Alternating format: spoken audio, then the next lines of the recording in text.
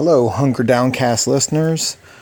I am about to provide some supplemental content because we haven't recorded in a long time, and to just let everybody know we're still around, and to maybe start something that the three of us can continue to do, either at a remote place, or have a sudden thought at the house, or like me tonight, smoking banana peels and watching The Big Easy, a very maligned film that I have never seen, and I'm about to watch it, enjoying the buzz of my banana peels, and then I'm going to do a review of it.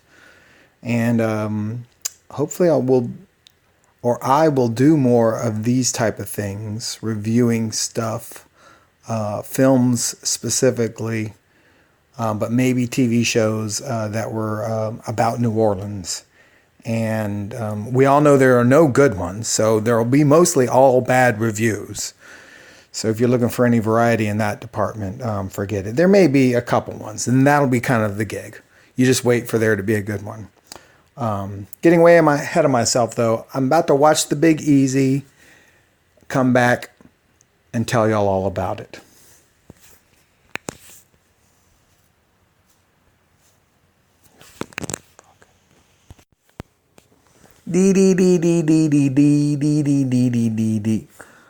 Okay, I finished The Big Easy just now. First time I ever saw it. The hype as far as it being a bad New Orleans movie is mostly true. We're going to definitely rate it poorly in its representations of New Orleans, but at the same time as it was doing that, it also was able to avoid many cliches because it just was a regular movie, sort of with this swirl of New Orleans themes. So there wasn't a whole lot of mentions of typical stuff. Food, I think there was only a mention of gumbo, and then I didn't catch any crawfish or red beans and rice. There was some etouffee at one point. So they didn't really beat you over the head with food. And there wasn't as many cliches as I was expecting. And that was good because the cliches they did do were quite awful and horrible. Within 2 minutes and 20 seconds, and that was with an extended opening credits of a plane going over a bayou in which a pretty rockin' Zydeco song was playing that I looked up. I even opened up Snapchat and saw if it could recognize it, and it didn't. And then I looked up the soundtrack as well, and I didn't see it on there. But it had a different sound to it. It almost had there was a spot of new wave in it.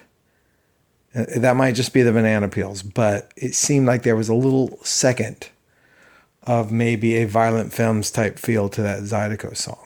I don't know. Get back to me on that. There was a mention of gumbo within 2 minutes and 20 seconds. There was a where you at in 2 minutes and 30 seconds. And then right after that, there was a share. And the other two didn't get mentioned again throughout the film that I noticed. But share was mentioned at least 10 times that I counted. And then one time it was a straight up share, as in Sonny's old girl, or what somebody may overdo by telling you about their STDs or something like that. So there was 10 shas, and then there was one straight up just share. So he overdid that. The Dennis Quaid character in particular, he did have a bad accent. That was true. His police assistant, or one of his fellow detectives, she had a worse one. She may have taken the award, but we'll get to that later. At 6:20 in the flick,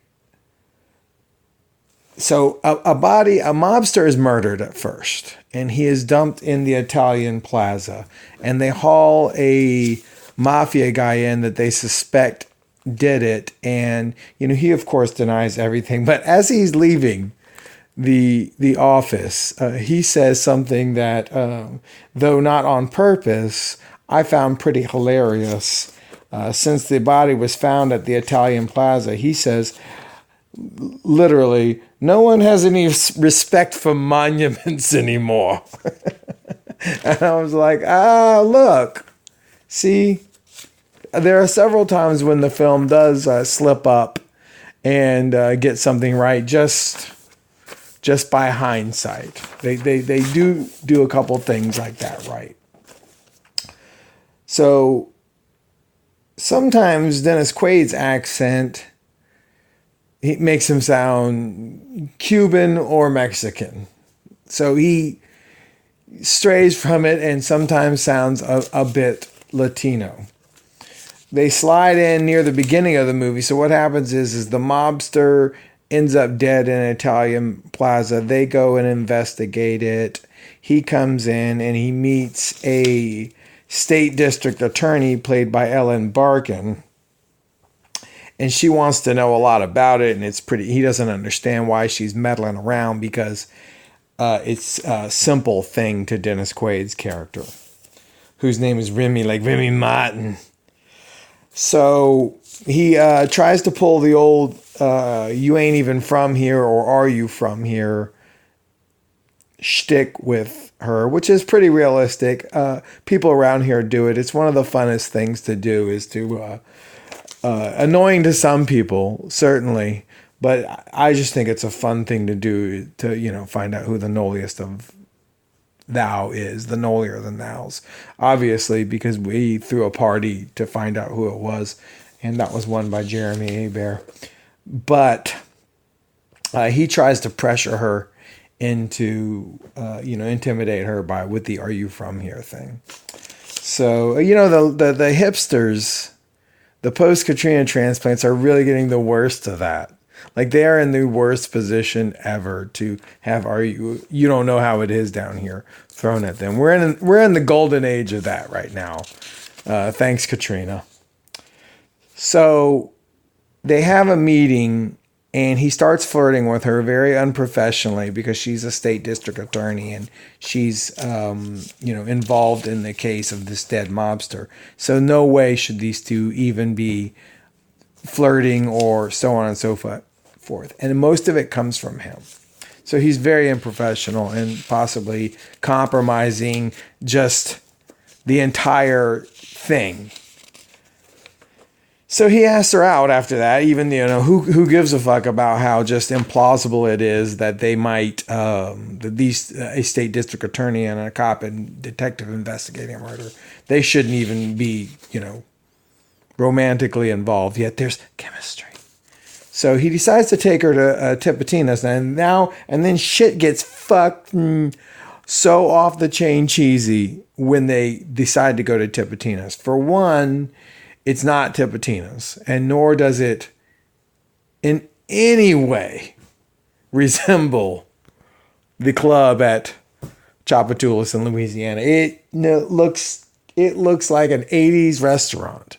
Like, almost like, it looks like the Regal Beagle from Three's Company in there. It looks fucking awful. And they're serving food.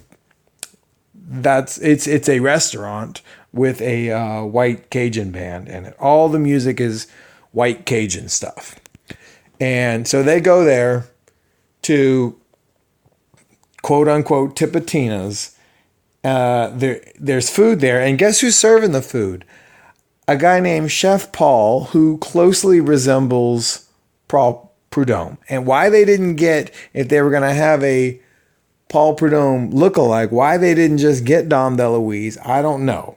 But he goes in there and he sits in a Regal Beagle looking restaurant and talks to a guy who is supposed to be Paul Prudhomme, but does nothing more than look like him, even down to his chef smock and such. and be called Paul. So Dennis Quaid and Ellen Barkin continue to hang out after this. And on the way home from that meeting, he drops her off at her place or her office or something. She has to walk on the street for a little bit. I don't know what happens, but they have a short conversation about possible corruption and, taking bribes and shit comes up. And I'm thinking at the time as I'm watching this, I'm like, oh, is this supposed to be like a flick about a state DA who comes down and investigates police corruption in New Orleans? Because that seems, somewhat plausible as well. That's points for them on the legitimacy there. But then I thought, well, no, I think this was around the time, or maybe shortly before, when like Lynn Davis was out there killing people and shit like that. Like cops were killing people and Antoinette Frank and whatnot. And I was like, oh, well, now it's suddenly unrealistic because they're not pursuing the cops for being as crooked. But more on that later. So black folks in this movie, they don't get represented very well. That's a big surprise to everybody I know. But there's one black cop on the NOPD, and then several of them, one of them tries to rob. Two black guys try and rob Ellen Barkin. There is later in the film, a black voodoo drug dealer played by Solomon Burke. And then there is some murder victims. Some black folks get murdered, and then the crowd out in front of their house are a bunch of black folks who are pissed off. And guess what they're saying? They're saying that the police did it. And I tend to believe them, both in the film and if this were theoretically in real life. So, it should be duly noted that later in the film, a black lady judge appears. And so they got some representation there. I guess they just decided to just pile it all into that one character. All the representation goes into that one character. They're going to make her a black lady judge. So Ellen Barkin and Dennis Quaid's character, she plays the state DA, he plays a detective. They begin a romantic relationship that the first one, the first sex scene of theirs is if they were trying to make it awkward because it's supposed to be depicted as awkward, but it's almost too good. Like it seems very awkward. There's not a whole lot of steamy chemistry there. And but then again, it was supposed to be played as awkward too, so maybe they were just really good actors and such. I don't think so, based on their performances throughout the rest of the film. And also in that sex scene, Quaid was a little rapey. Like she had said no a couple times, and he kept on. And totally, guys, got to stop. No means no. So one thing I look at when I'm watching flicks about New Orleans is, especially anything cop related, is that are the police uniforms baby blue? And they absolutely should be and need to be if I'm going to take its points. I give that, points in my realm of, is this a good New Orleans movie? So the uniforms were baby blue and on point. So what happens in our plot line and narrative is that Dennis Quaid's character ends up taking a bribe at a titty bar and getting busted. So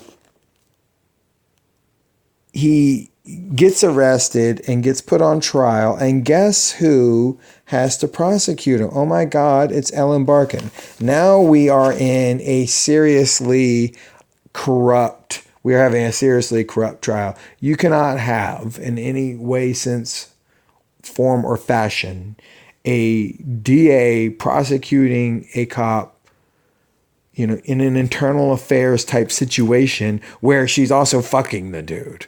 That is a little implausible, though not entirely so. Some shit has happened.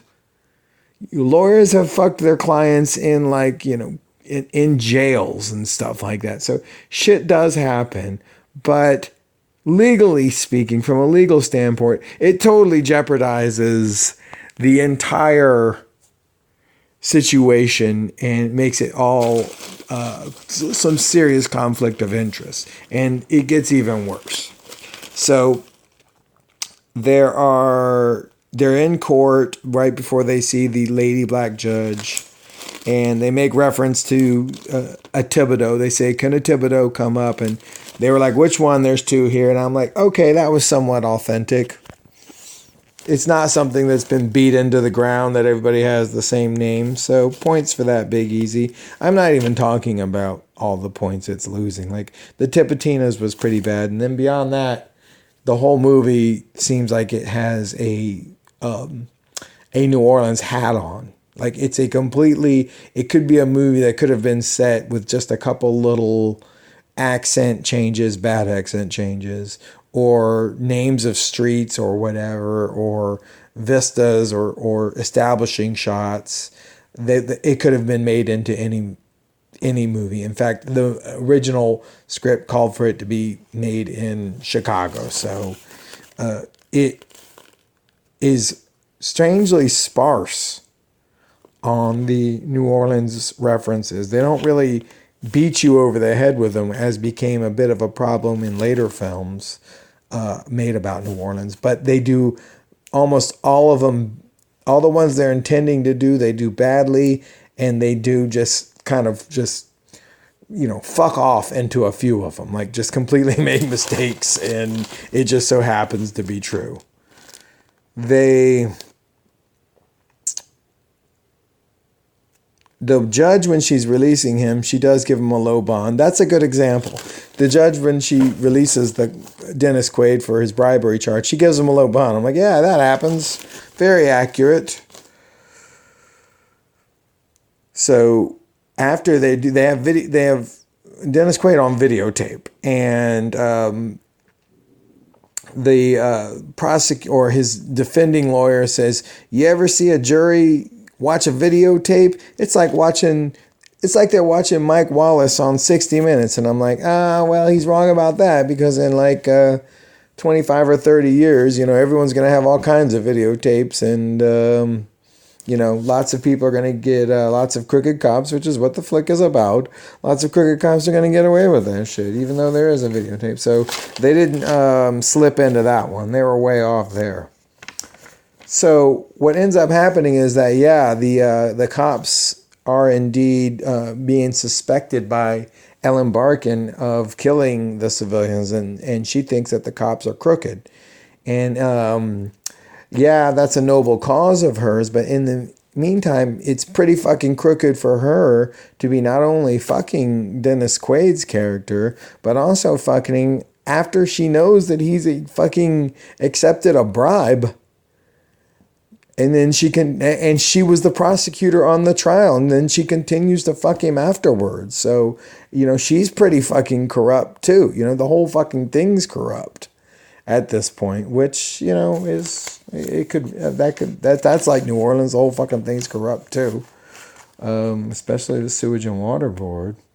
So at one point, the black folks are really pissed off about it, and which that shit is true too. So they go and they're harassing the cops at a crime scene, and then the cops go inside and are talking about it and such, and they go, what's going on with the riot? And he looks outside, and then they're kind of dancing and stuff. He said, looks like it turned into a party.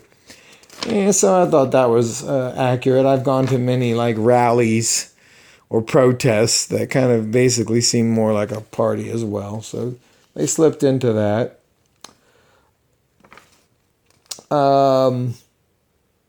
They had a couple references that I think at the time probably were a little bit more accurate or legit. They had an Irma Thomas record in one shot, and some Blaine Kern stuff and whatnot. They, at one point, while Dennis Quaid is being investigated, in his bribery charge, he straight up just breaks into the evidence room and steals the videotape. And also true, that did happen. I know shit gets jacked from those evidence rooms all the time down at NOPD. So, hey, Big Easy, accidentally accurate sometimes in several scenes. So when he gets busted, also his mama shows up. Her accent basically sounds Jamaican. She is almost doing an entire Jamaican, like Psychic Hotline Miss Cleo type accent. It is pretty bad. I think probably the worst major role here. And then so while your boy Dennis Quaid is on trial for corruption, who's the judge but the Jolly Green Giant Jim Garrison himself? He makes an appearance in the flick. It must have been awesome for him. I looked at him just a little bit as he walked by, and Jim Garrison, you don't think you see him. As soon as they got a full shot on him, I was like, yep, that's him. The big Jolly Green Giant. He has those features that look pulled down to the ground by gravity, his eyes and his face, and just everything looks like it's just pointing and getting pulled straight down. So he was in it. Also, I heard that guy was pretty sneaky freaky. I read that Mr. New Orleans book for what that's worth. I'm sure it was all lies and shit. So it's just sort of a, maybe it was true, maybe it wasn't. But heard that he was a bit of a freak. Liked him some all types of booty. And so what happens? He gets acquitted because after the videotape, they can't convict him. So he gets acquitted. His mama throws him a big party. And then what happens? The state DA who was prosecuting him shows up at the party and starts dancing with him to, Cajun music and such. I'm like, this shit is fucking bullshit. This story is fucked. Just from a legal standpoint. There's no way it could happen. Like, absolutely not. It would be corrupt as hell. Even more so. It's a movie about corruption that doesn't even understand how corrupt the corruption it's depicting is. So a warehouse blows up, and the mafia guy that they thought, the Blaine Kern warehouse, a mafia guy that they thought was the one who killed the guy, or who had his guy killed by Solomon Burke, who plays the voodoo drug dealer, who is his rival, the Italian's rival. His warehouse blows up, and he dies inside of it, and also, for no reason whatsoever, there's another body in there that is the mafia guy's older brother, who was a little developmentally disabled. And Dennis Quaid has one of the worst movies. Has one of the worst lines in the whole flick. I'm going to go on record and say this is the worst line in the whole flick.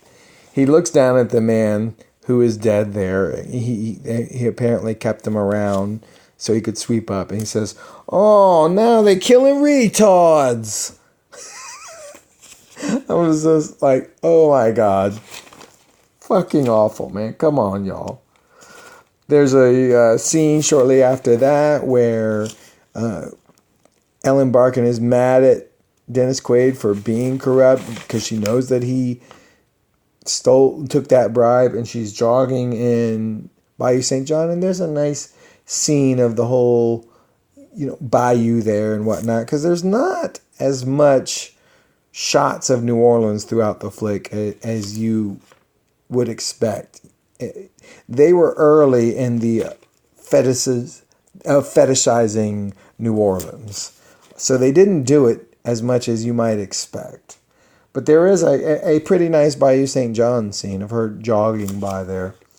And then, of course, a police officer pulls her over. And even though it's pretty unrealistic that they would do this to a white lady jogging in Bayou St. John, they do trump up some charges on her, like jaywalking and trespassing and such, for where she was jogging. So, yes, a cop here in New Orleans would do that. He just wouldn't do it to a white lady jogging in Bayou St. John. And then he kind of kidnaps her because Dennis Quaid wants to see her. She gets, taken and carted off several times in the movie, somewhat against her will. So, after Dennis Quaid, this is another way in which is kind of accurate. After Dennis Quaid gets acquitted of bribery, he gets a promotion when he gets back to the police station. So, that worked out for him.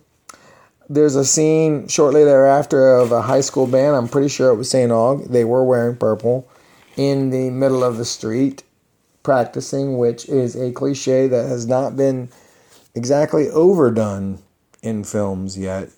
It is something that we experience here, and it's always great. Everybody goes outside and watches them. And it's not exactly in a lot of those New Orleans fetish movies. So props to them on that. Actually, I guess as I'm externally processing it, the film as a straight up New Orleans film is only not as bad as others have been because of its complete failure to be as bad. I'm sure it wanted to be. I mean, there's a voodoo drug dealer, for fuck's sake.